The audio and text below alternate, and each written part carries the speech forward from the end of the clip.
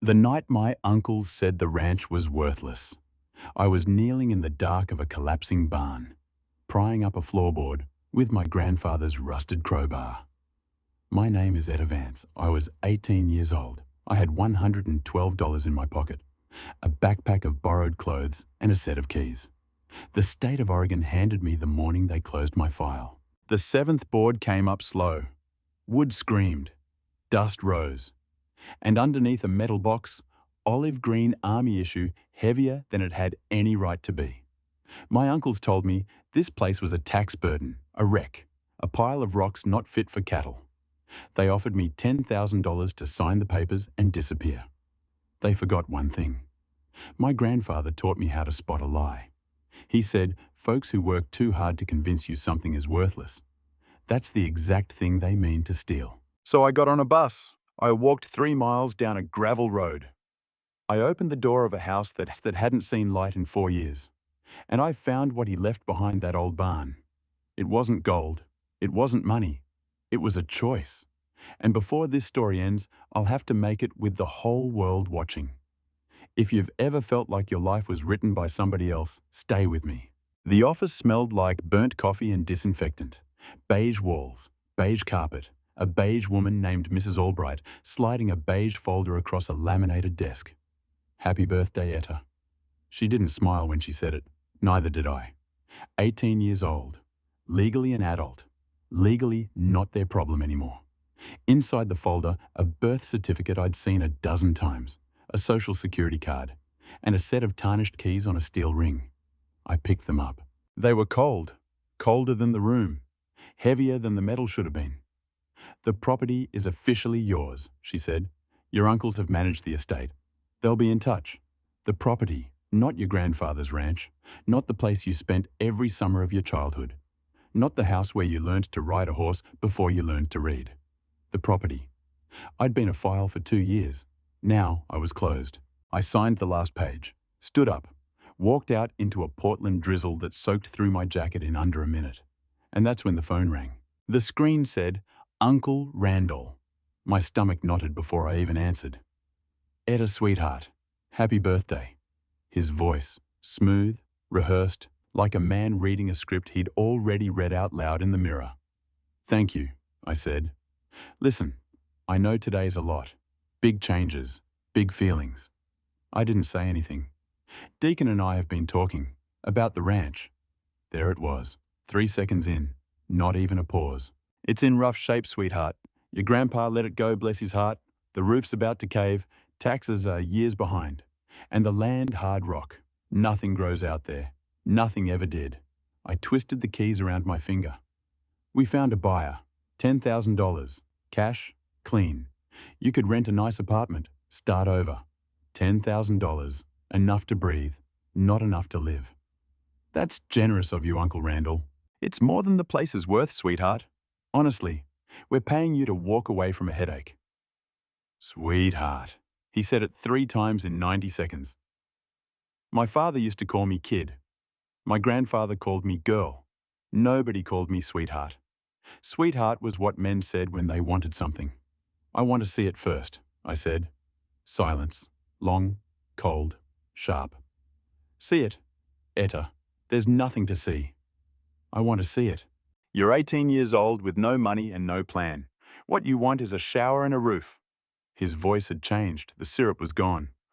I want to see it, Uncle Randall. He exhaled, loud, angry. Fine, it's your inheritance. Do what you want. Don't say I didn't warn you. Click. I stood in the rain for a long time after that. He hadn't warned me. He'd threatened me. There's a difference, and I knew it in my bones. I bought a bus ticket with what was left after breakfast. $22, 9 hours. Portland to a place called the Crossroads. Not a town, not a village. A gas station, a blinking yellow light. A road that split into 2 and went nowhere either way. The bus emptied at each stop. By the last hour, it was just me and the driver. He kept looking at me in the mirror. You getting off at the crossroads? Yes. Not much out there, kid. I know. He was quiet for a mile. Then, family, something like that. He nodded, like he'd heard it before, like it was a code he already knew. The bus wheezed to a stop. The doors hissed open. I stepped out into cold, damp air that smelled like pine and wet stone and the end of something. The bus pulled away. Red tail lights, smaller, smaller, gone. And then it was just me. The gas station. And a silence so deep it made my ears ring. I walked toward the light.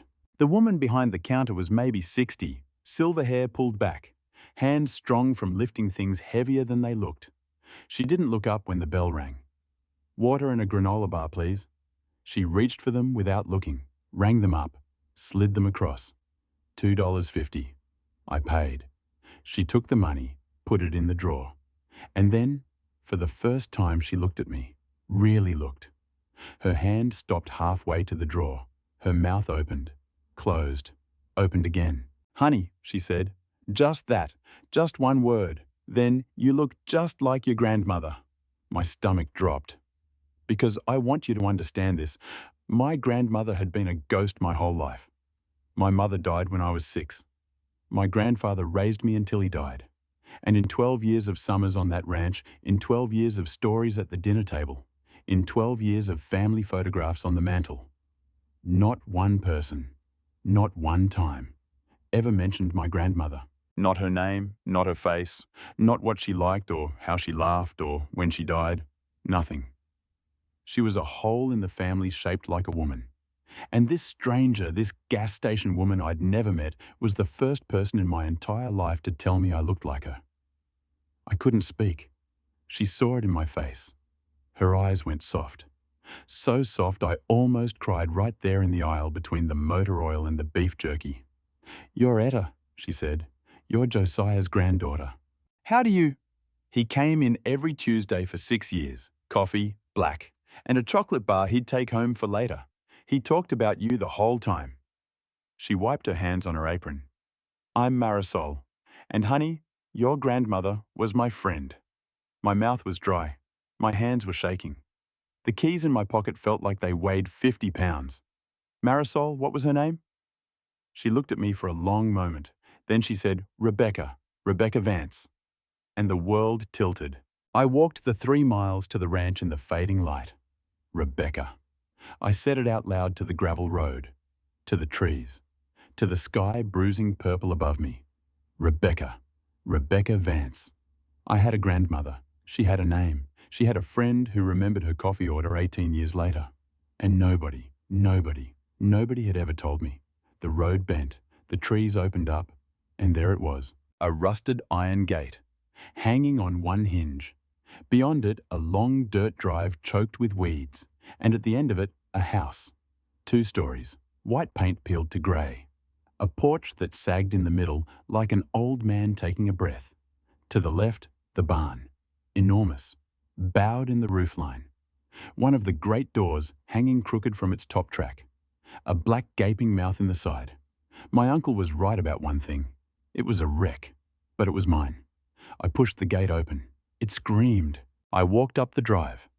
And with every step, I felt something I hadn't felt in 2 years. Something I'd forgotten was even possible. I felt like I was going home. The 3rd key fit the front door. The lock resisted, rust in the tumblers, a grinding sound like teeth breaking. Then it turned.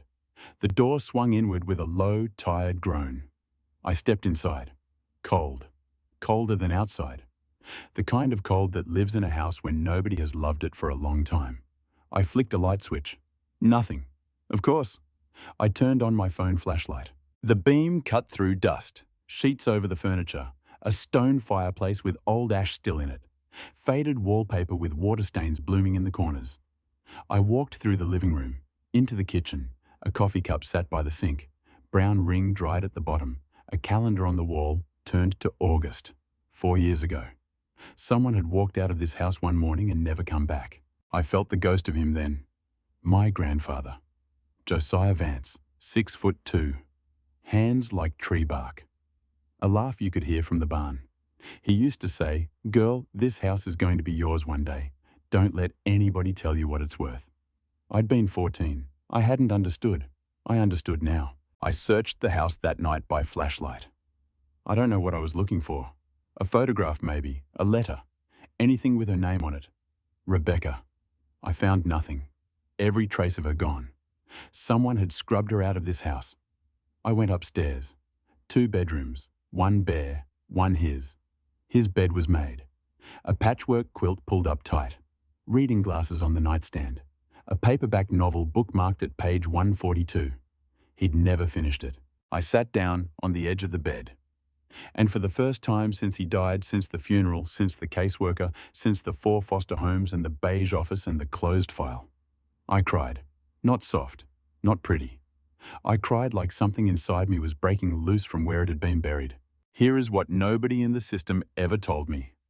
When you are a girl in foster care, they teach you that crying is a language other people use. You learn early that tears in a state-issued bed are counted as behavior. Behavior gets noted. Notes get filed. Files close doors. I hadn't cried in 2 years. I hadn't cried when the 4th foster mother put a padlock on the refrigerator and told me not to eat too much. I hadn't cried when the caseworker got my name wrong at the graduation ceremony. I hadn't cried when I signed the last piece of paper in Mrs. Albright's beige office. I cried in my grandfather's bed on his patchwork quilt, in a house that smelled like him because I finally had somewhere to do it. Grief needs a floor to fall on. That was the first thing the ranch gave me back. I woke up on the sofa at dawn. Stiff, cold, a thin blanket half slid to the floor. Grey light through grimy windows, my stomach growling, my mouth like sand. I sat up, and I made a decision. I was going to call Uncle Randall. I was going to say I'd seen the place. I was going to say he was right. I was going to sign the papers, take the $10,000, and run. I couldn't fix a roof. I couldn't pay back taxes. I couldn't live off canned beans and well water. I was a girl, alone, with no money and no plan. $10,000 was more than I'd ever had. I reached for my phone, and then I looked out the window, because something behind the barn caught the light. Orange, bright orange, where nothing bright orange should have been. I pulled on my jacket and stepped out into the wet morning. The grass was knee-high, soaked with dew. My sneakers were ruined in 10 steps. I walked around the barn. The paint had faded to a soft rose pink. Planks were missing from the siding.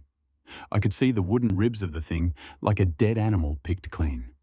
I came around the back corner, and I stopped. 20 yards out in the overgrown field, a metal stake, driven into the ground. A bright orange plastic flag tied to the top. Brand new. The metal was shiny.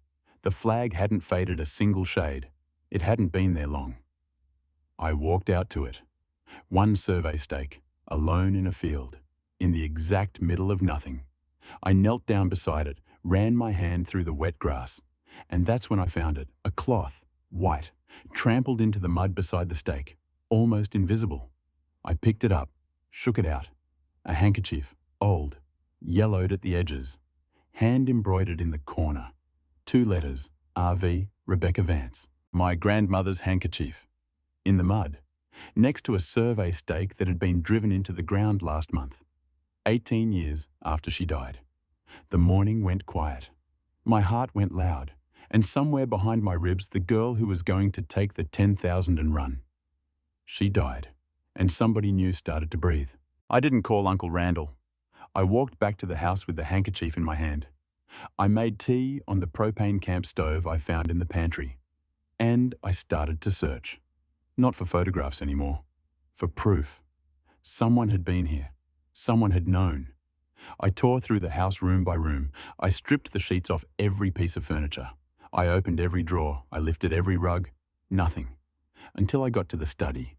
His study. A small room off the living room. Roll-top desk.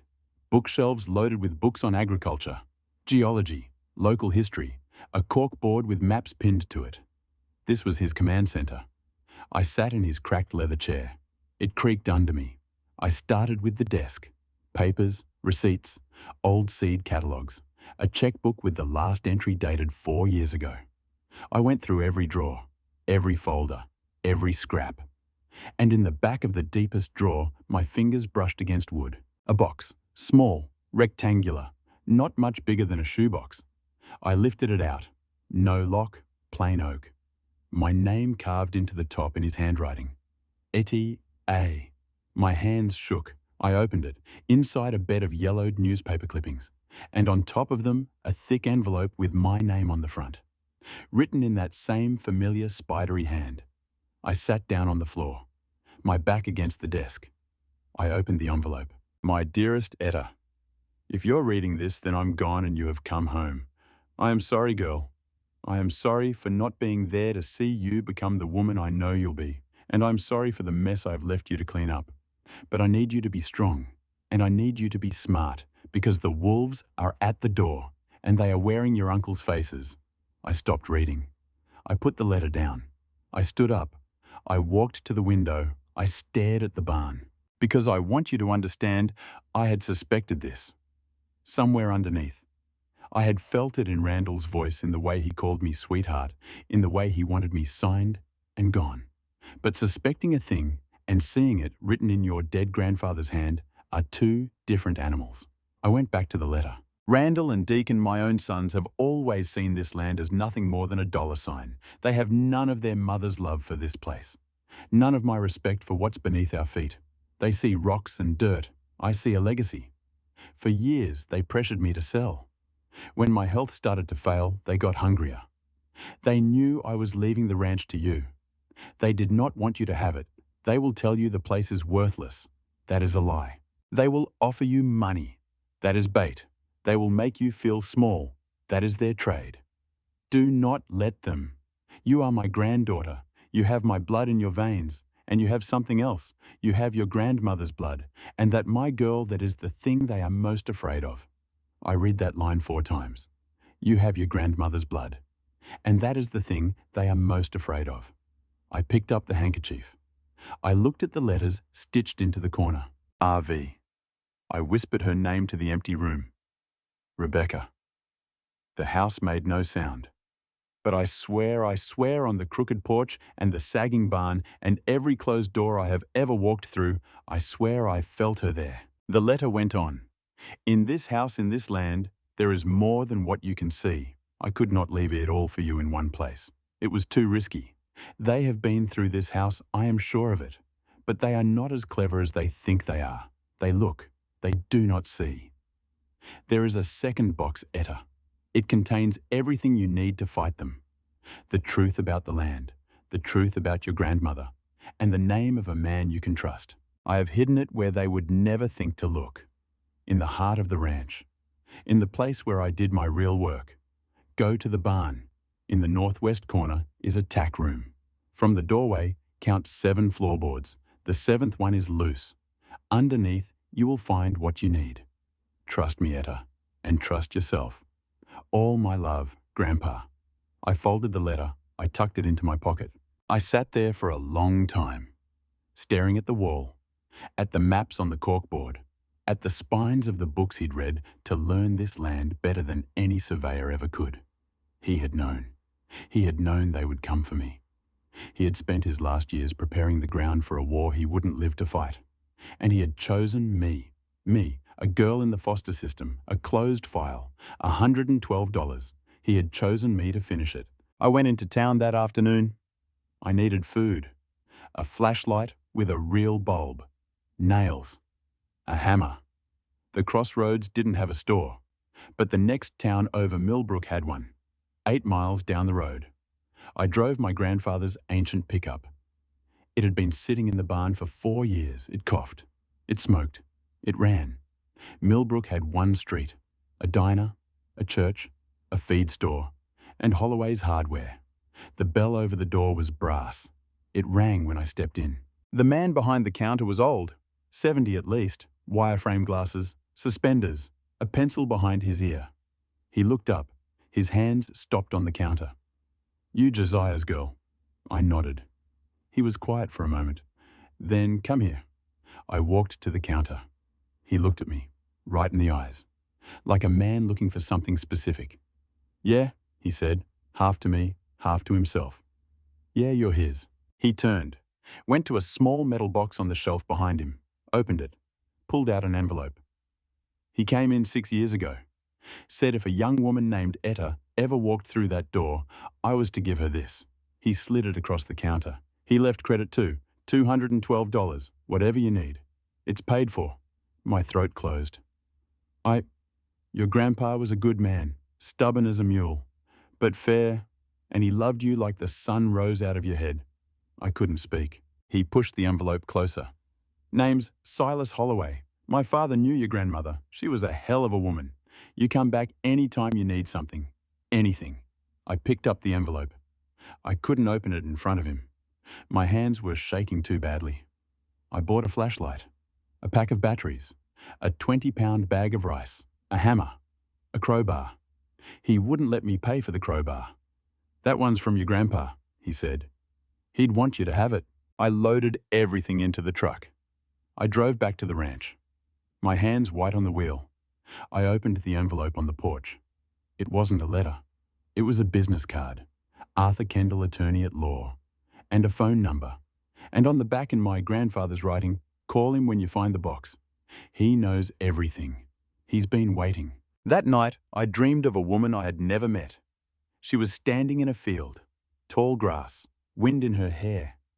She was holding a lantern. She turned toward me.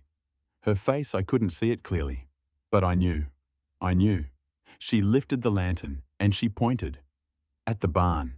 I woke up gasping. The moon was in the window. The house was silent. I got out of bed. I put on my boots. I picked up the flashlight. I walked out into the yard. The barn stood black against the sky. That crooked door. That gaping mouth. The night was cold. My breath made clouds. I walked toward it. I stopped at the threshold. I stood there for a long time. Because I want you to understand, I was afraid. Not of the dark, not of the ghosts. I was afraid of what I might find. Because once you know a thing, you can't unknow it. Once you open a box, you can't close it back the way it was. I thought about the $10,000. I thought about the closed file. I thought about the woman with the lantern. I stepped inside. The smell hit me first.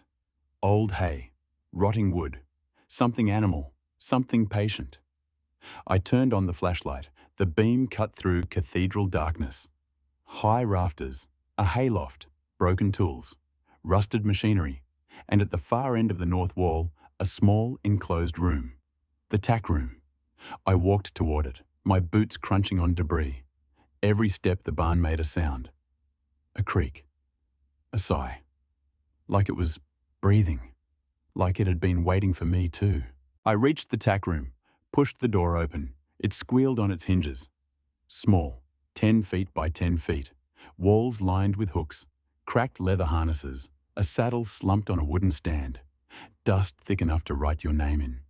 I stood in the doorway. I looked down at the floor. Wide oak planks, dark with age, layered in years of dirt. I took a breath. I started to count. 1, 2, 3, 4, 5, 6, 7. I knelt down. The seventh board looked exactly like the others. No mark, no sign, nothing. I ran my fingers along the edge, tried to pry it up with my hands. It didn't move. I looked around, the crowbar, my grandfather's crowbar, the one Silas had given me for free. I picked it up, wedged the tip into the crack between the 7th and 8th boards. I leaned my weight on it. Nothing. I leaned harder. Nothing. I put both hands on the crowbar. I put my whole body into it. Every foster home, every closed file, every man who ever called me sweetheart. The board groaned and gave. Nails screamed as they came loose from wood that had held them for decades. I pulled the board up, set it aside. Underneath a dark hollow, and in the hollow, a box. Olive green, army issue, rectangular, sturdy latches, bigger than I expected. Heavy. I lifted it out with both hands, dragged it into the middle of the floor. I sat down in the dust. My heart was so loud I could hear it in the beams of the barn. I reached for the latches, and that's when my phone rang. It shouldn't have had signal. There was no signal in the tack room. There was barely any signal in the whole valley. But it rang. I fumbled it out of my pocket. Unknown number. I stared at it. 1 ring. 2. 3. I answered. Hello? A man's voice. Young, careful, steady. Etta Vance. Yes. My name is Colter Morgan. Please listen carefully. I don't have much time. I held the phone tighter. I'm the engineer who drove that survey stake behind your barn last month. The barn went quiet around me. I work for Nova Lithium. I was hired by your uncles, but I need to tell you something. I couldn't breathe. Your grandmother didn't die in an accident, Etta. The box sat between my knees, the latches still closed. I'm coming to your ranch tomorrow. I'm bringing everything I have. Please don't sign anything. Don't talk to your uncles. Don't open that box tonight. How do you know about the box? There was a pause on the other end. Long, careful. Because your grandmother had one too. Then the line went dead. I sat in the dark of the barn. The flashlight on the floor. The box between my knees. A ranch behind me that everybody said was worthless. A grandmother somebody had erased. Two uncles building a story around a girl they thought was still a child. And a stranger on the phone, telling me not to open a box my grandfather had spent years hiding for me to find. I looked down at the latches. I put one hand on each. And I made my first choice. Not the small kind. Not the kind you make with your fingers. The kind you make with everything you are. I flipped the latches open. I lifted the lid. The lid opened. Inside paper. Stacks of it, bound with rubber bands. Manila folders. A thick spiral report with a blue cover. And on top of it all, a second envelope. My name on the front. The same handwriting. I lifted it out with both hands. Set it in my lap. I didn't open it. Not yet. Because a stranger on the phone had just told me my grandmother had been murdered. And I needed 1 minute. Just one. To sit with a truth I had suspected without knowing. The barn was so quiet. I could hear the wind moving through the broken planks. I could hear a mouse somewhere in the hayloft. I could hear my own heart. I opened the envelope. Etta. If you're reading this second letter, you found the box, which means you chose to fight. I am proud of you, girl. I couldn't tell you the whole truth in one letter. Some things you have to earn. Some things have to find you when you're strong enough to hold them. You are strong enough now, because you're here. Here is what your uncles do not want you to know. Under this land is a lithium deposit, a big one. The report in this box is the geological survey. A friend of mine ran it 18 years ago as a favor. He is dead now. But the paper is real. Your grandmother knew. Rebecca found it first, before the survey. She was walking the northwest quarter one spring, looking for a lost calf, and she came back with a rock she couldn't identify. She was a school teacher, Etta. But she was curious about everything. She had a mind on her. She sent that rock to a lab in Bend. The report came back 6 weeks later. She was sitting on a fortune, and she did not want to sell. She said the land was more valuable whole than broken. She said what was underneath was less important than what was on top. Randall was 28 then. Deacon was 25. They were already gone from home. They were already the men they were going to be. They found out about the rock. They came home that summer. They asked her to reconsider. They told her they had contacts, buyers, money that would change everything for the family. She said no. She said no again. And then, one morning in August, Rebecca was found in the west pasture, beside a horse she hadn't ridden in 3 years. The coroner ruled it an accident, a fall, a stroke maybe mid-ride, except the horse was still saddled, and Rebecca was still wearing her house shoes. I have spent 18 years trying to prove what I already knew. I could not. But now, the same men are coming for you. And this time, girl, the ground is different.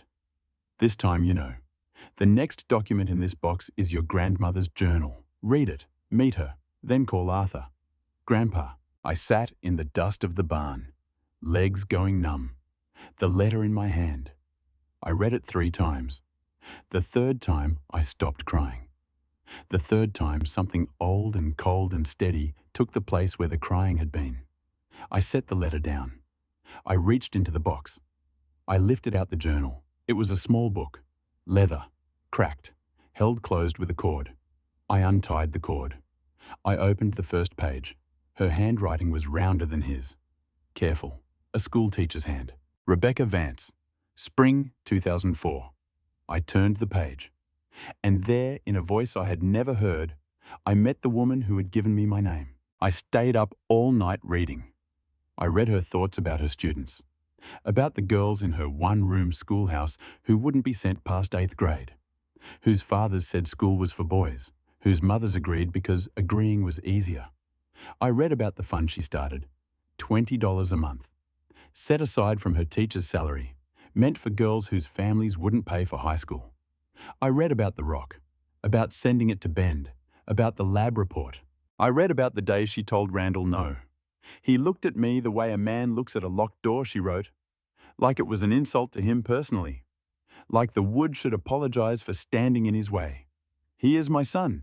I gave him milk. I sang him to sleep, and I do not know him. I look at him, and I see a stranger wearing my boy's face.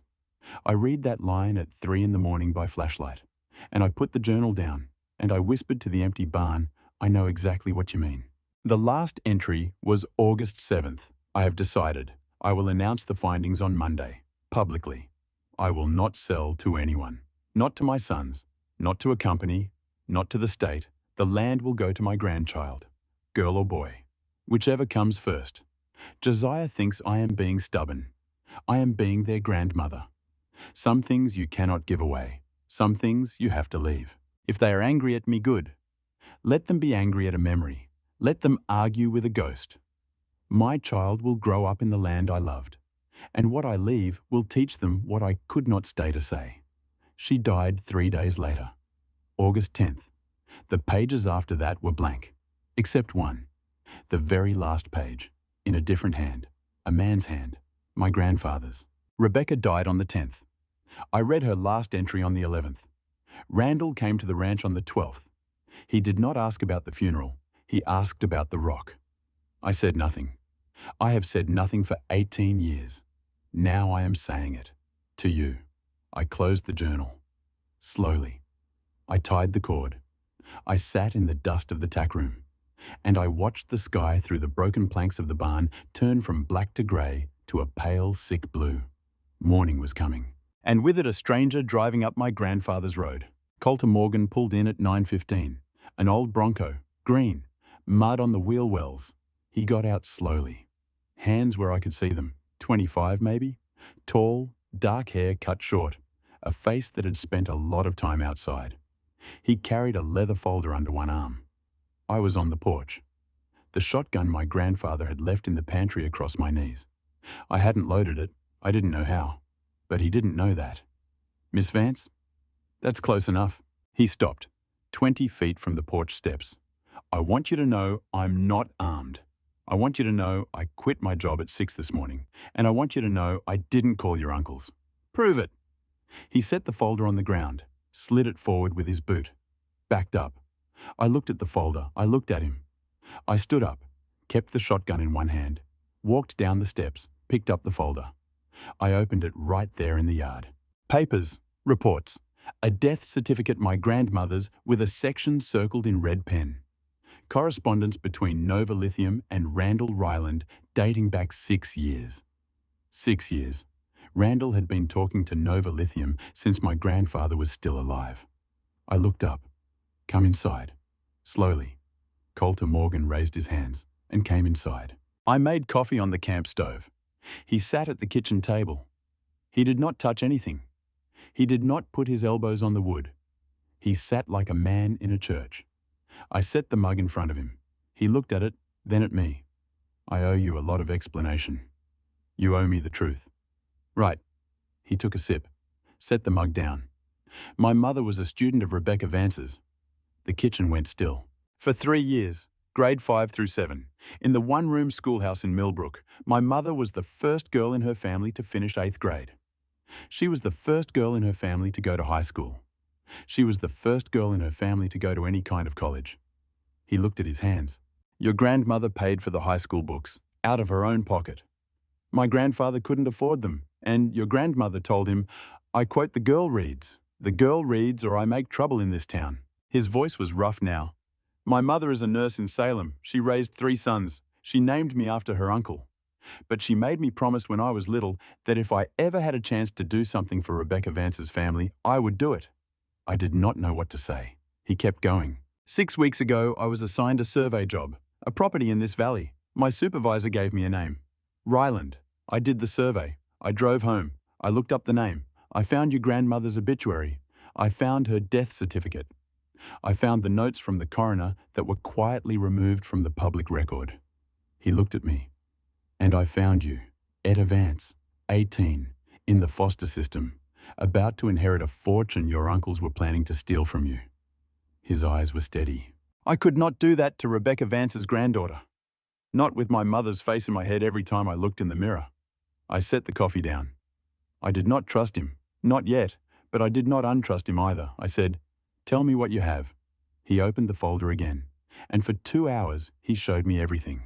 Nova Lithium had first approached my grandfather 12 years ago. He had refused. 6 years ago, Randall had approached Nova Lithium on his own. He had told them the property would be his soon. He had told them my grandfather was ill. He had told them there was no other heir, except there was me. Randall had known about me since the day I was born. He had held me at my christening. He had signed the card. But he had told a multinational mining corporation that I did not exist. Because if the deed passed to me, he lost everything. So he waited. He waited for my grandfather to die. He waited for me to turn 18. He waited for the state to hand me the keys and step away.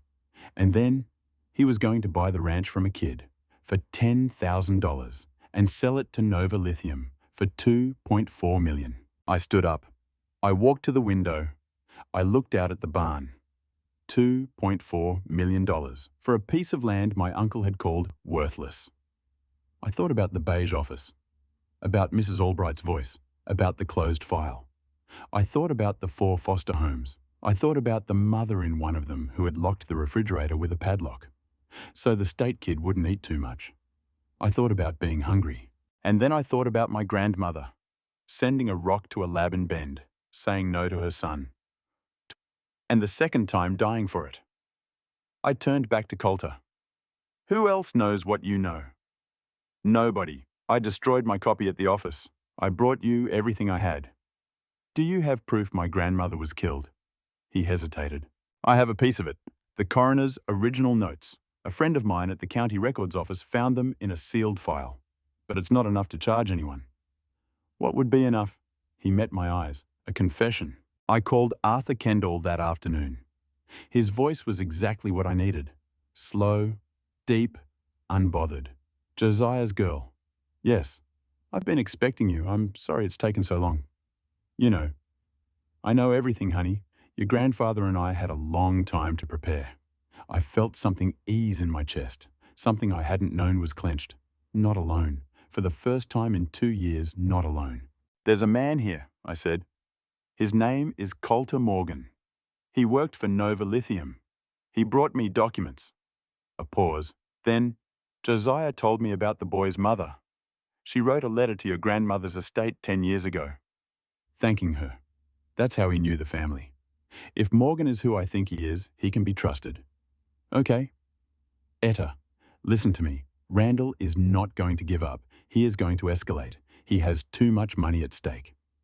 How much time do I have? Days, not weeks. What do I do? You come to my office tomorrow morning. You bring everything in that box, and you let me start the legal fence around you. I looked at Colter across the room. I said, I'll be there at 9. That night, I could not sleep. I sat on the porch in my grandfather's coat. I watched the moon move across the sky. Colter had stayed. He slept on the sofa. He did not ask to. He just quietly said he would sleep in his truck. And I quietly said, no, the sofa is fine. Which was strange, because I did not know this man, because I had a shotgun on the porch, because I had spent 2 years learning to trust no one. Except I did trust him, a little, not because of his face, not because of his story, but because a woman named Rebecca Vance had once paid for his mother's school books. And 40 years later, that same debt had walked up my grandfather's road in a green Bronco. Some things travel that way. Kindness, debts, names. The wind moved in the pines. I thought about my grandmother reading in the kitchen, about her son standing in the doorway, about the moment she said no. I thought about the horse in the pasture, still saddled. She's still in her house shoes. The rage that came up in me was clean, steady, old. I understood then what my grandfather had meant. You have your grandmother's blood. That is the thing they are most afraid of. The next morning, I met Arthur Kendall in Millbrook. His office was over the diner, wooden stairs, a door with a hand-painted sign. 68 years old, silver hair, a face that had watched every kind of trouble come and go, and had never once looked away. He shook my hand. He said, "Your grandmother was a friend of my wife's. My wife has been dead 11 years, and I have missed both of them every day." I did not cry, but it was close. He read the papers I had brought. He read the letters. He read the journal. He read for 2 hours. Then he took off his glasses, set them on the desk. He said, "Etta, your uncles are going to move on you within the week. When they do, they will not come at you with money. They will come at you with fear." "What kind of fear?" "The oldest kind. They will try to convince the state that you are not competent to hold this land." "I'm 18. "Yes, and your mother was diagnosed with clinical depression when she was 21. And your grandmother, according to certain filings Randall made 10 years ago, was mentally unwell in the years before her death." "That's a lie." "Of course it's a lie, but he wrote it down. And a lie in an old filing has a strange kind of weight." "So what do we do?" He put his glasses back on. "We move first. We file an injunction blocking any claim on the estate. We start a paper trail proving you are of sound mind. We put you in front of a physician who owes me a favor, and we make you visible." "Visible how?" "We make you a person that a courtroom would be embarrassed to hurt." He looked at me over the rim of his glasses. "Which means, Etta, I need you to become someone this town knows by name. Fast." I drove back to the ranch that afternoon. The road was long. Colter was quiet in the passenger seat. We came around a curve, and a girl was walking on the shoulder. She could not have been more than 16. A hooded sweatshirt too big for her. A backpack. Hair badly cut, one eye swollen. I slowed the truck. She turned. She saw us. She flinched. I stopped. I rolled down the window. "Where are you headed?" She didn't answer. "Are you hurt?" She didn't answer. Colter leaned across. "Etta, we should—" "No." I opened the door. I got out slowly, hands where she could see them. "I know that look," I said. She stared at me. "I've had that look." She started to shake. "I've been where you are. I promise you I have." She said one word, "Please." I opened the passenger door. I helped her into the middle seat. I did not ask her name. I did not ask her story. I did not ask what house she was running from. I drove her back to the ranch. I made her a bowl of rice. I gave her my grandfather's old flannel to wear because her hoodie was thin and she was shivering. She ate slowly. She looked around the kitchen. She said, "Whose house is this?" I said, "Mine." The word felt strange in my mouth. Strong, steady, mine. I said, "You can stay tonight. You can stay tomorrow. You can stay for as long as you need to. Nobody is going to touch you here." Her eyes filled up. She whispered a name. "Wren." I said, "Wren, I'm Etta. Welcome home." That night, for the first time in 2 years, I was not the youngest person in the room. I was not the vulnerable one. I was not the one being watched. I was the one making the bed for someone else. And I want you to understand something. I had spent 2 years being saved. Poorly, grudgingly, by people paid to do it, by systems that closed at 5 o'clock, by strangers who forgot my name the day I aged out. I had never once been the person doing the saving. And when I pulled the extra blanket up to Wren's chin, and when I turned off the lamp, and when I said, "Sleep, I'll be right outside," something inside my chest that had been broken since the day my mother died, something inside my chest slid quietly back into place. I stood in the doorway a long time after she fell asleep. I understood then what my grandmother had been doing with those $20 a month. She hadn't been paying for books. She had been paying for the moment a girl learned she was worth something. I closed the door softly. I went out to the porch. The stars were sharp above the barn. I sat on the step, and I said out loud to nobody, "Grandma, I see you." I made one phone call that night before I slept. I want to tell you about it because it was the smallest thing I did in this whole story. And it changed something in me nothing else could. I called Denise Halverson. She was the third foster mother I had lived with. The one with the padlock on the refrigerator. The one who had said at the door on my last day, "You'll be here 6 months tops. Don't get comfortable." I had not spoken to her in 14 months. She answered on the fourth ring. She said, "Who is this?" I said, "Denise. It's Etta Vance." Silence. Then guarded, "Etta, is something wrong?" I said, "No, I just wanted to call you." She said, "Okay." I said, "I wanted to thank you." The line was quiet for a long time. She said, "For what?" I said, "For teaching me exactly what I did not want to be. When I have my own house, and I do now, nothing is going to have a lock on it that keeps a hungry girl out. Not one thing. And I wanted you to know that, because you were part of how I learned that." She said very quietly, "Etta," I said, "I'm not calling to make you feel bad. I'm calling because I do not want to carry you anymore. And I needed you to hear my voice one time without me being small." She said, "I understand." I said, "Goodbye, Denise." I hung up.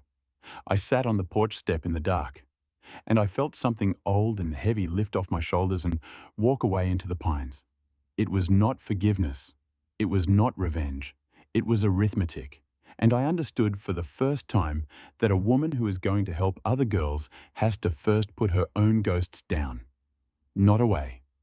Down. Where she can see them. Where they cannot walk behind her anymore. The escalation started the next morning. A silver truck at the end of the driveway, idling, 2 men inside. They did not get out. They just sat there, watching the house. For an hour. Then they left.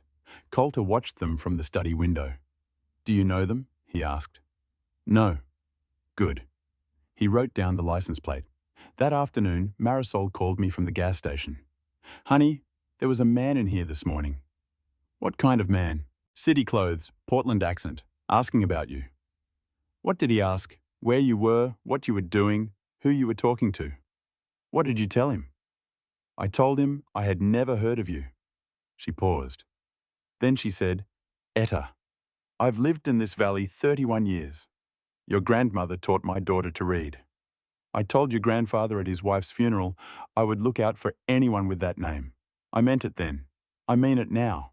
I could not speak. She said, "You come by the station tomorrow. Bring the young man and the girl. I want to feed you. That's not a suggestion." I said, "Yes, ma'am." She said, "Good girl," and hung up. That night, the barn door was open when Colter went out to close it. He had closed it at sundown. I had watched him do it. Somebody had opened it after. He came back to the house pale. "Etta." "What?" "The 7th floorboard." "What about it?" "Somebody was looking at it." I ran, out across the yard, into the barn, down the length of the north wall, to the tack room, the board I had pulled up, the one I had carefully replaced. It was crooked. Somebody had pried it up, looked inside, and put it back badly. The box was already gone. Arthur had it in his office safe by then. Every document was locked away. Every paper accounted for. Whoever had come did not find what they were looking for. But they had known where to look. Somebody had told them. I stood in the tack room, my flashlight shaking in my hand. Colter said from the doorway, "Etta, there are only 3 people who knew about that board. You, me, and my grandfather." I looked up at him. He said, "And whoever your grandfather told." The blood went out of my face because my grandfather had told one other person, Arthur Kendall. I did not sleep that night. I sat in the study with the shotgun across my lap. I did not know how to fire it. I still did not. I called Arthur at 6 in the morning. He answered on the first ring. I told him what had happened. I asked him plainly who else he had told. There was a long silence on the line. Then he said, "Etta, get in your truck. Come to my office. Right now. Arthur, I need to tell you something in person, and I need you to trust me long enough to hear it." I did not want to trust him, but I did. I don't know why. Maybe because his voice hadn't changed. Maybe because he had said, "Tell me something instead of explain myself." Maybe because a woman named Rebecca Vance had taught a boy named Colter Morgan's mother to read, and 18 years later, a stranger had driven up my road with the proof. Maybe I just wanted to believe someone. I took Colter. I left Wren asleep with the doors bolted and Silas Holloway on his way to sit on the porch until we got back. I drove into Millbrook. I climbed the wooden stairs.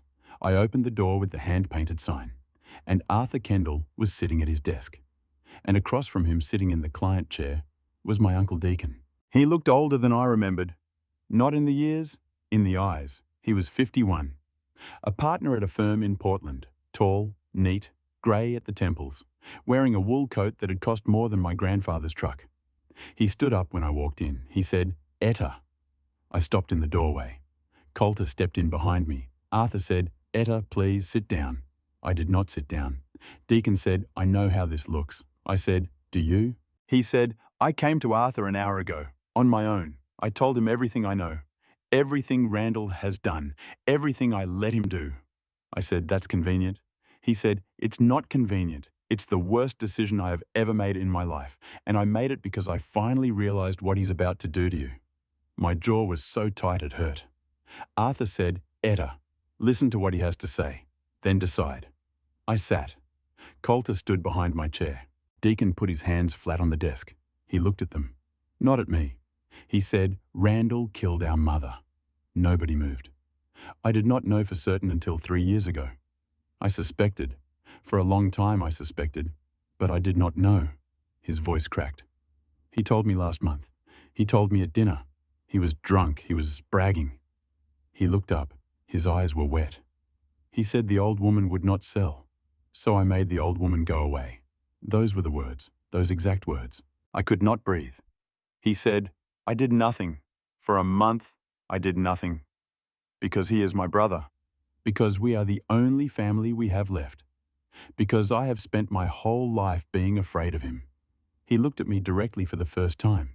He said, "And then he told me about you, about the $10,000, about the physician he was going to hire, about the incompetency filing. He said, and I remembered you at your christening.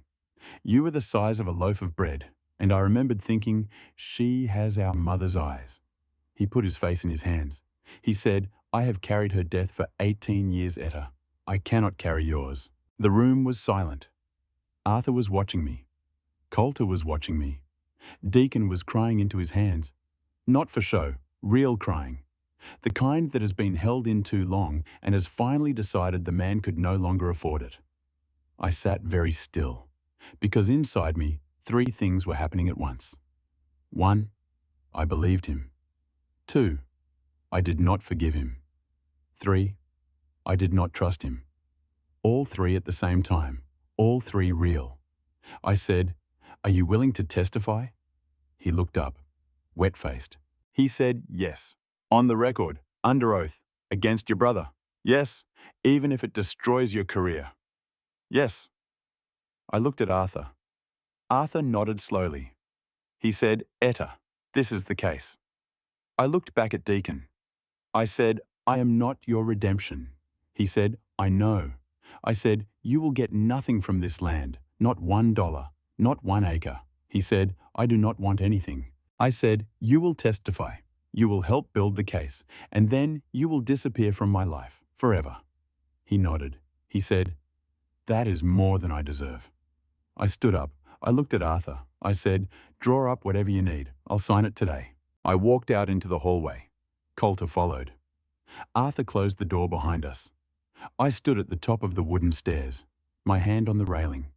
I said quietly, "Something's wrong." Colter said, "I know." I said, "It came together too easily."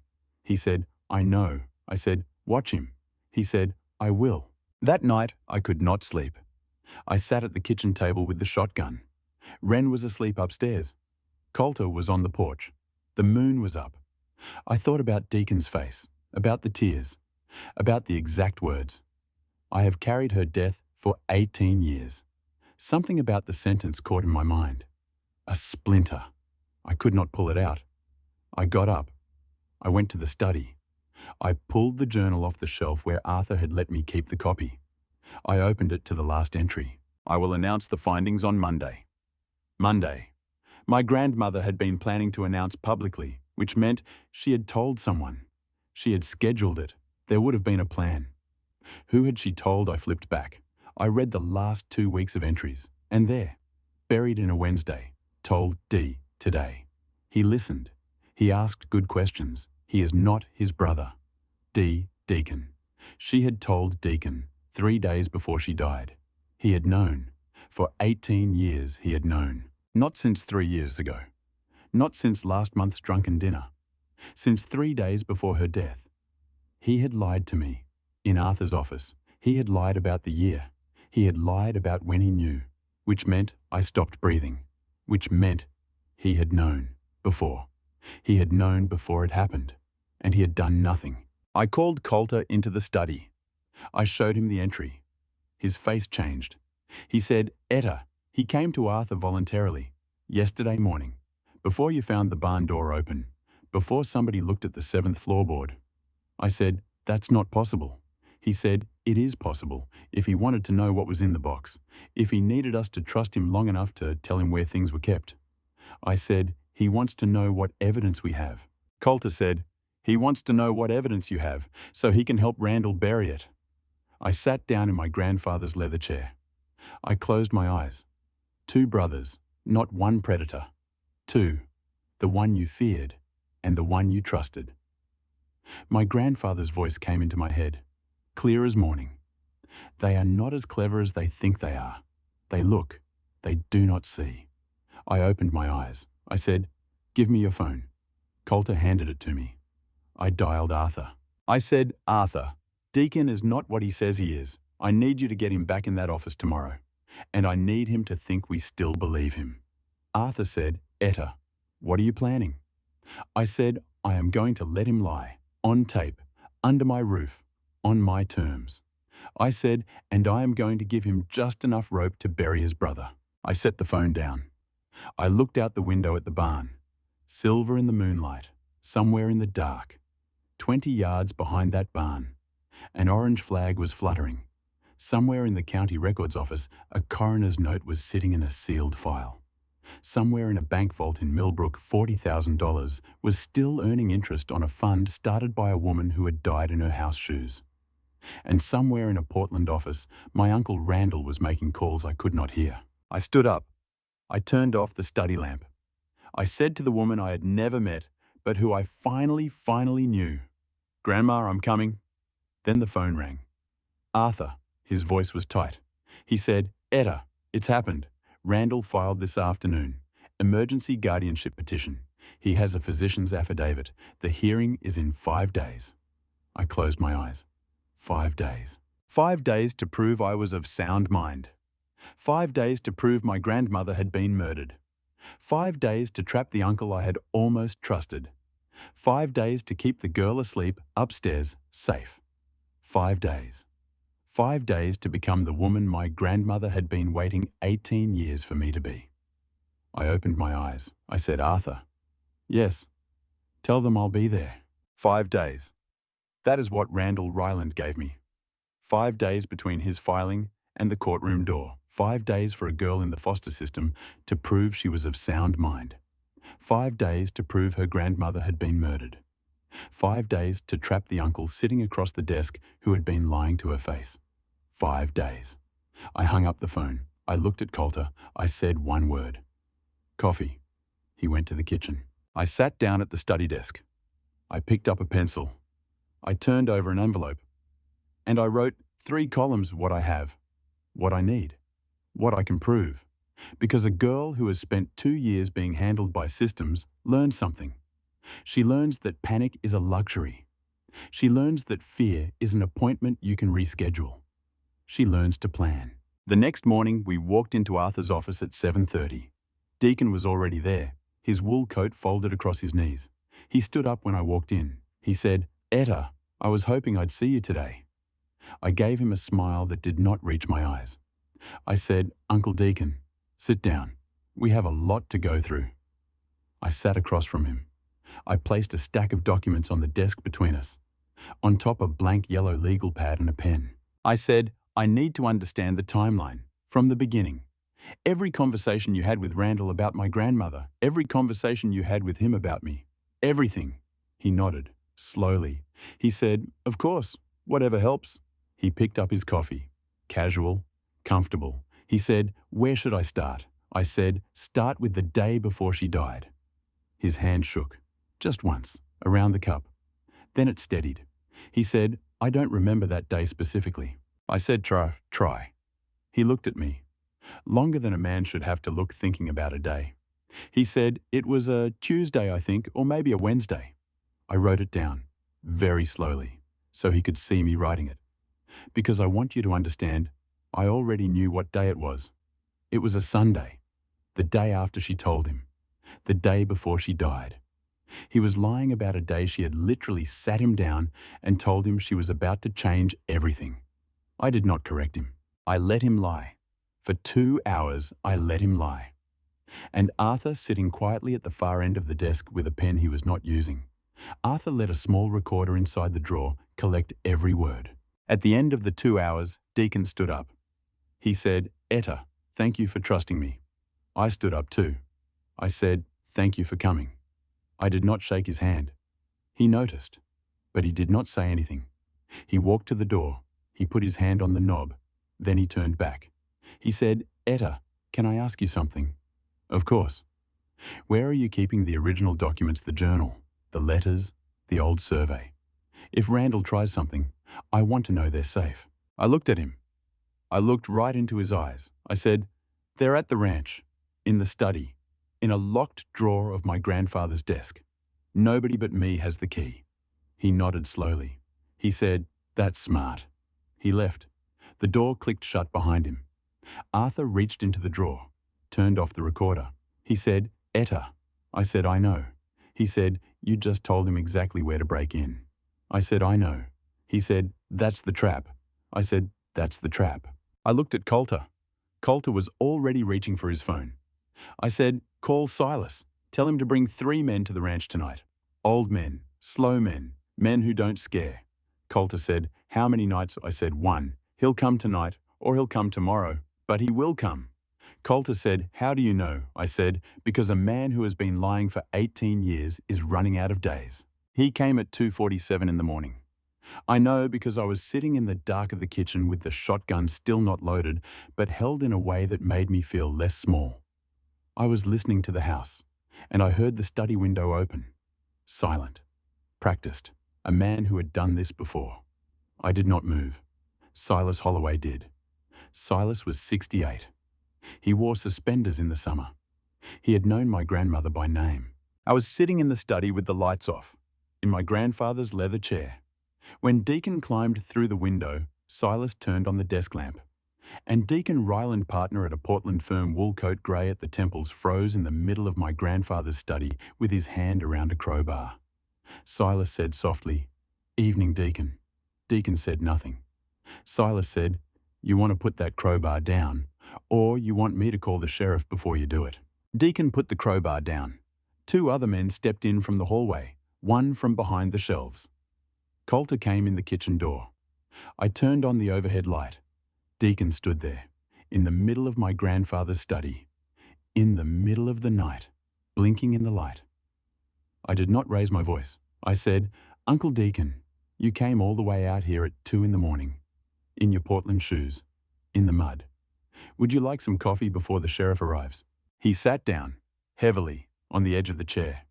He looked at the floor. He said, "I can explain." I said, "You don't need to." I nodded to Colter. Colter turned his phone around, pressed play. Deacon's voice came out of the speaker. 2 hours of it. Every lie, every hesitation, every carefully wrong day. Deacon listened. He listened for a long time. Then he put his face in his hands. He said, God forgive me." I said, "God can figure that out. I have 5 days until a courtroom." Sheriff Lomax arrived at 3:15. Arthur had briefed him earlier that evening, the whole trap start to finish with the warrant already signed. Nothing about the arrest was going to fall apart in a hearing later. The sheriff looked at the crowbar. He looked at Deacon. He looked at the study window standing open in the cold. He said, "Well?" I said, "Well." He said, "Attempted burglary, trespass. And I imagine if I ask nicely, Miss Vance is going to hand me a recording that gets us to something bigger." I said, "I'd be happy to." He said, "Would you like to press charges?" I looked at Deacon. Deacon was still crying. I said, "Yes." Not because of the crowbar, not because of the window, because of Rebecca Vance in her house shoes 18 years ago. Because he had known, 3 days ahead, and he had said nothing. The sheriff took Deacon out in handcuffs. Silas walked out to the porch with me. The sky was starting to grey at the edges. He said, "Your grandmother would be proud." I said, how do you know? He said, because she raised your grandfather and he raised you. That's how it works, girl. He tipped his hat. He said, I'll be back at 9. Marisol's bringing breakfast. Wren wants pancakes. I laughed. First time in a week. Then I sat on the porch step and I watched the sky come up over the barn. 2 down, 1 to go. Randall filed a motion to dismiss the guardianship petition at 11 a.m. that morning. His brother had been arrested. His witness was gone. His story was falling apart. Arthur called me from the courthouse. He said, Etta, he's running now. He knows we have Deacon. He knows we have the recording. He is going to try to make one clean deal and disappear. I said, what's the deal? Arthur said, he wants to meet with you, alone. He wants to offer you a settlement. Out of court, everything goes away. I said, how much? Arthur said, 2 million, cash, wire transfer. In exchange for a full non-disclosure and a release of any and all claims, civil criminal arising from the estate. $2 million. I stood in the kitchen with the phone against my ear, and I did the math. $2 million was more than I would earn in a lifetime. $2 million was a house, a career, college, Wren's college, a safe old age. $2 million was walking away. Arthur said, Etta, I am your lawyer. I have to advise you. This is a lot of money and it is a clean exit. I said, I know. He said, you could take it and never look at this valley again. I said, I know. He said, but, I said, but my grandmother said no, twice. He was quiet. Then he said, that's what I thought. I said, tell him I'll meet him. Arthur said, Etta, I said, alone, on the porch of the ranch, 6 o'clock tonight. Arthur said, that is a very bad idea. I said, I know. Arthur said, he is a dangerous man. I said, I know. Arthur said, please tell me you have a plan.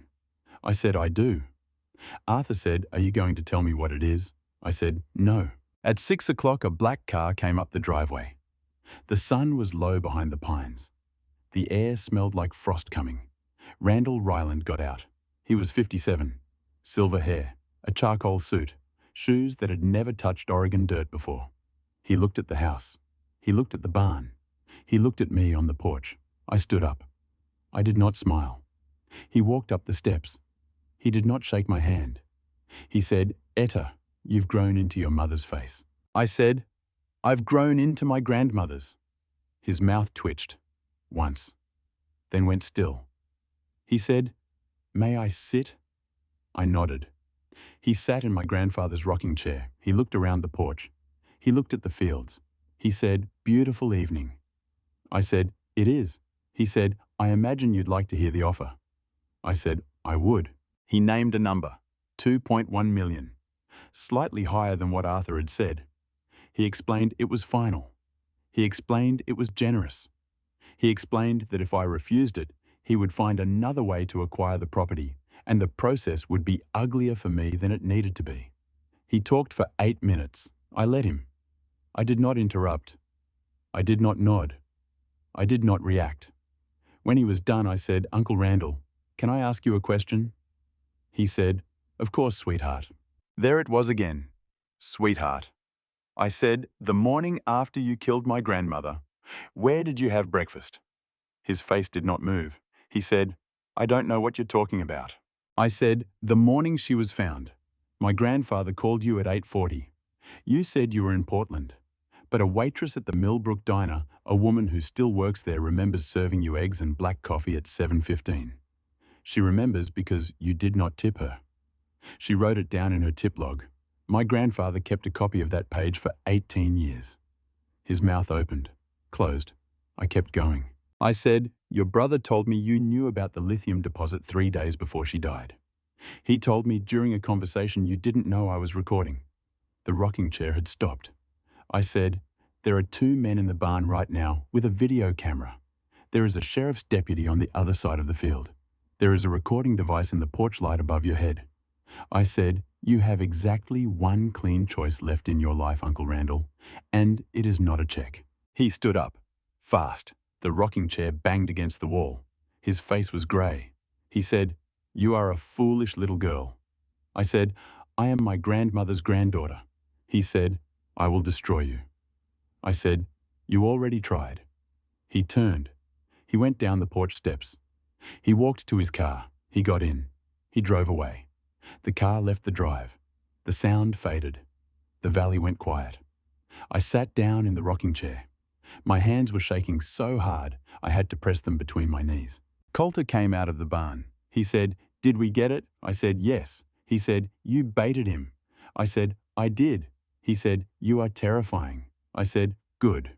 Randall Ryland was arrested at his home in Portland the next morning. The charges were long: extortion, wire fraud, attempted grand theft, and most importantly, because the case was old and difficult, but suddenly alive again, a formal reopening of the death of Rebecca Ann Vance. Arthur sat with me in the diner in Millbrook that afternoon. He said, "Etta, I need to be clear. A conviction on the murder charge is not certain. The evidence is old. Witnesses have died. Physical evidence is gone. What we have is opportunity motive, a documented pattern of deception, and a brother willing to testify." I said, "Deacon is going to testify." Arthur said, "Deacon wants to testify. Whether the state accepts him is another matter." I said, "What are the chances Randall goes to prison?" Arthur said, "For the fraud and extortion, very high. For the murder, 50-50 at best." I sat with that, 50-50, 18 years, 50-50. I looked out the diner window. The afternoon light was long and gold on the street. I said, "It's more than my grandfather had. He had nothing. For 18 years, he had nothing but suspicion." Arthur said, "Yes." I said, "I'll take 50-50. Arthur nodded slowly.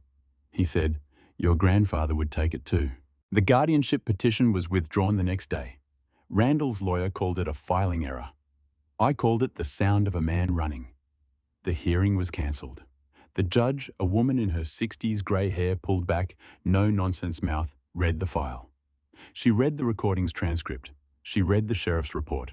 She wrote 3 words at the bottom of the order: "This poor girl." Then she crossed out "poor," and she wrote "strong." Arthur showed me the copy in his office. I did not cry, but I kept the copy. The 8 months that came after are a blur to me now. The way anything is a blur when the tallest part of your life is behind you, and you are learning to walk on flat ground. There were depositions. There were reporters. There were letters from strangers who had gone to school in the one-room schoolhouse and remembered my grandmother. There was a photograph one that Nora Whitfield brought me one afternoon. She had kept it in a shoebox for 18 years. She had been afraid to look at it. It was Rebecca Vance, standing in a field, long hair, straight back, a hand raised to shade her eyes. She was smiling. I put it on the mantel where the empty spot had been my whole life. I said hi to her every morning. Deacon pled guilty to accessory after the fact. He got 7 years. He asked through his lawyer whether he could write to me from prison. Arthur asked me what I wanted him to say. I thought about it for 3 days. Then I said, "Tell him he can write, but I will not read them. Not now, maybe not ever. And I want him to write them anyway." Arthur said, "That is a strange sentence." I said, "It's a sentence about him, not about me." Arthur nodded. He understood. "Because I want you to understand, I did not need to forgive Deacon Ryland to be free of him. I only needed him to keep speaking into a void, the way he had made me speak into one for 18 years. That was not revenge. That was arithmetic." Nova Lithium came calling twice. The first time 3 months in with an offer of $8 million. The second time 6 months in with an offer of 12. Both times I met with the representatives on the porch. I served them my grandmother's tea from a chipped china cup she had used every morning of her life. Both times I said the same thing. I said, "My grandmother said no," twice. Now I am saying no, once. Please do not come back. Both times they went away. The second time, the man in the suit turned at the porch steps and said, "Miss Vance, I've been in this business 30 years. I've never had a landowner turn down $12 million. I said, "You've never bought land from a granddaughter." He tipped his head. He walked to his car. He did not come back. The money was never the point. I want you to understand. The money was the water, and I was building a fire. I found the second fund by accident. It was Colter who found it, actually. He was going through the box one more time, checking for anything we had missed for the trial, and he pulled out a piece of paper we had thought was just packing. Old, folded, yellowed. He unfolded it. It was a hand-drawn map. My grandmother's handwriting. An arrow. A building. A note. Millbrook Savings and Trust. Vault 12, Box 47. Rebecca Vance. Trust account. I drove into Millbrook that afternoon. The bank was small. 2 tellers. A vault older than I was. I asked for the manager. I showed him the death certificate. I showed him the letters testamentary Arthur had filed. He went into the vault. He came out with a metal box. He set it on a table in a small, quiet room. He said, "Miss Vance, this account has not been touched in 18 years. Would you like me to leave you alone?" I said, "Please." He left. I opened the box. Inside, a savings ledger. A small one. Cloth-bound. The account had been opened in 1991. The first deposit was $20. The last was in July, the month before she died. The account was labelled RV Girls Scholarship Fund. The balance with 18 years of interest quietly rolling over on itself in a small bank that had forgotten to look $226,318. I stared at the number. I closed the ledger. I put my head down on the table, and I sat with it for a long time. Not crying exactly, just receiving, because for 13 years, 13, a woman had put $20 away every month in a small bank in a small town, so that girls whose fathers said school was for boys could go to school anyway. And she had never told a soul, not her sons, not her husband, nobody. She had built it quietly, like the way water builds a canyon. Not all at once, not with noise, just every month. $20 for 13 years, and then dying without telling anyone, because she trusted that one day somebody would find it. And she was right. I sat there another minute, and I understood something that I had been half understanding since the moment Marisol told me her name. I had been saved. Not by luck, not by chance, not by a Lithium report or a phone call or a stranger in a Bronco. I had been saved by a woman I had never met, who had reached forward 18 years and left me a hand to hold. And now it was my turn to reach forward. I did not tell Colter about the fund on the drive home. I did not tell Arthur that night. I sat on the porch and I looked at the barn. And I thought about what it meant. $226,000. Not enough to change the world. Enough to change 10 girls' worlds. Or 20. Or 50. Depending on how you spent it. I thought about Wren. Wren, who was still living in the upstairs bedroom. Who had started going to school in Millbrook. Who Silas had built a bookshelf for. Who Marisol had bought a winter coat for. Wren, who had asked me last week quiet at breakfast, "Can I stay for a long time?" And I had said, "For as long as you want." I thought about the 4 foster homes I had lived in, about the padlock on the refrigerator, about Denise Halverson on the phone in the dark. I thought about the girls who came after me, who were coming right now, in cars, on buses, into offices with beige carpet. I thought about my grandmother. $20 a month for 13 years. I knew what she had wanted. I knew what I was going to do. I told Arthur the next morning. I said, "I want to reopen the fund." He said, "Reopen how?" I said, "As a foundation. Legal, formal. Rebecca Vance's fund. Scholarships for girls in the Oregon foster system. Room, board, books, whatever they need. Priority given to girls aging out. Preference given to Marion, Polk, and Millbrook counties." He said, "That is a large undertaking, Etta." I said, "I have Marisol. I have Silas. I have Nora. I have Colter. I have Wren. I have you. I have my grandmother's balance and my grandmother's blueprint. What am I missing?" He said, "Nothing." That's what I was going to say. He was smiling. He said, "Your grandfather knew, you know." I said, "Knew what?" He said, "About the fund." He didn't know where, but he knew she had one. She told him 3 days before she died, and she made him promise not to touch it. She said, "This is for the girls, Josiah. Not for us, not for our sons, for the girls." I said, "Why didn't he tell me?" Arthur said, "Because he wanted you to find it. Because a thing you find belongs to you in a way a thing you're told about never does." I sat with that. I said, "That is the smartest thing I have ever heard." Arthur said, "Your grandfather was a stubborn old man, but he understood daughters." The Rebecca Vance Fund opened officially on the anniversary of my grandmother's death.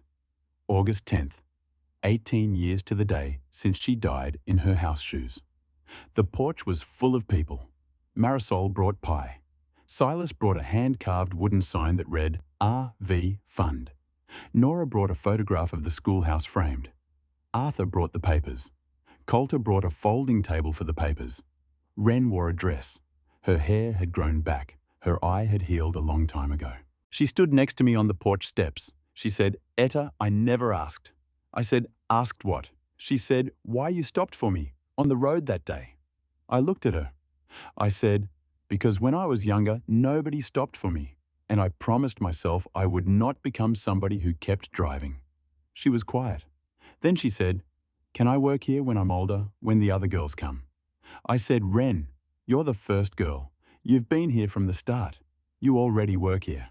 She nodded. She did not say thank you. She said, good. We admitted the first cohort in September. 6 girls, all aging out, all from within 100 miles. The oldest was 17. The youngest was 15. They came off the bus at the crossroads with Marisol. They arrived at the ranch in her old station wagon. They stood in the driveway with their backpacks and their eyes narrow the way I had once stood. I met them on the porch. I did not give a speech. I said, my name is Etta. Marisol has the kitchen. Silas has the workshop. Nora has the reading room. Colter has the horses.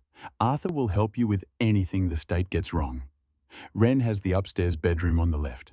And I have coffee. Come inside. They came inside. One of them cried in the kitchen an hour later, quietly, into her sleeve. I did not ask why. I passed her the salt when she needed it. She looked up. She said, I wasn't sure this was real. I said, it's real. She said, why are you doing this? I said, because a woman named Etta Vance decided to, in 1991, and I am finishing what she started. She said, who was she? I said, she was my grandmother, and I'm going to tell you all about her. That night, after the girls had gone up to their beds, after Wren had checked on each of them the way Wren always checked, after Marisol had gone home and Silas had gone home, and Colter was on the porch smoking the 1 cigarette a day, he still allowed himself. I went out to the barn. I turned on the flashlight. I walked the length of the north wall. I opened the tack room door. I stood in the doorway. I looked down at the 7th floorboard. I had put it back a long time ago. Nailed it down properly. It sat flush with the others now. You could not tell anything had ever been buried there. I knelt down. I put my hand on the wood. I said quietly to my grandmother and to my grandfather and to whoever else in this valley had ever loved a girl. I said, it's done, and it's just beginning. I stood up. I turned off the flashlight. I walked out of the barn into the moonlight. The valley was quiet. The pines were dark. Somewhere in the pasture a horse moved. 6 girls were asleep in my grandfather's house. And I understood then, as clearly as I have ever understood anything, that my inheritance was never the ranch. It was never the lithium. It was never the money. My inheritance was a woman I had never met who had put $20 away every month for the girls who came after her. And now I was one of those girls. And I had a house to fill. 1 year later, almost to the day, I stand on the porch. The paint is new, white, clean. The porch does not sag anymore. Silas fixed it in June. The barn is patched. The great doors are back on their hinges. There is a new roof on the west side. There are 3 cohorts of girls now. 12 total. Some come for the summer. Some come for the year. One of them, 16 years old, has just been accepted to a college in Bend. She wants to be a geologist. Her name is Callie. I think about that a lot. Marisol is watching the cornbread. Nora is reading with 2 of the girls in the study. Silas is in the workshop with 3 more teaching them to hang a door. Colter is not here today. He got a job with a small environmental firm in Salem. He comes on weekends. Sometimes he stays. Sometimes he doesn't. We are friends. Sometimes we are more. Mostly we are the kind of people who know each other's silences. That is enough. For now. Maybe forever. I do not need to decide. Wren is 19. She is on the porch beside me. She lives in what used to be my grandmother's room. She has painted it yellow. She calls it hers. She is going to run this place someday. Everyone knows it. Nobody has said it out loud yet. We do not have to. A bus is coming up the road. I can hear it from the porch. The gravel. The slow diesel wheeze. It stops at the crossroads. The engine idles. The doors hiss. I do not go down to meet it. Marisol does. She always does. A girl steps down onto the gravel. Small.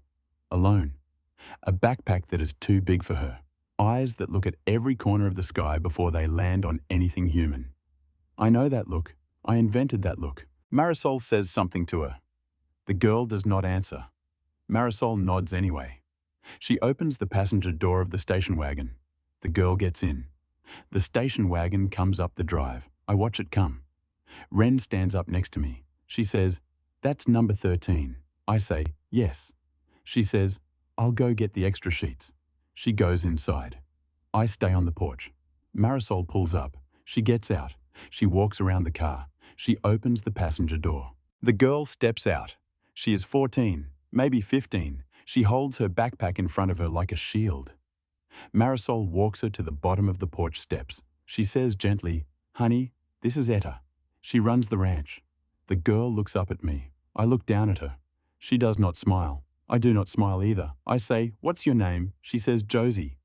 Her voice is very small. I feel something move in my chest, something my grandmother put there and my grandfather watered. I say, "Josie, I've been waiting for you." She looks at me, slow. She says, "You have." I say, "Not exactly you, but somebody like you. Every day for a year. And now you're here." She looks at the house. She says, "Whose place is this?" I say, "Mine. And now, if you want it, yours." She does not answer. She does not have to. She comes up the steps. I open the door. The screen makes the same sound it made the day I first opened it. A little tired, a little stubborn, a little home. She goes inside. I stand on the porch a moment longer. I look out at the valley. The barn stands strong now. The fields are cut. Somewhere behind the barn is an orange survey flag that has faded to almost pink in a year of sun. I never took it out. I don't know why. It just felt like a marker of the day my life began. I hear my grandmother's voice, the one I have only ever imagined as clearly as if she is standing at my shoulder. She says, "Girl, go inside, feed her."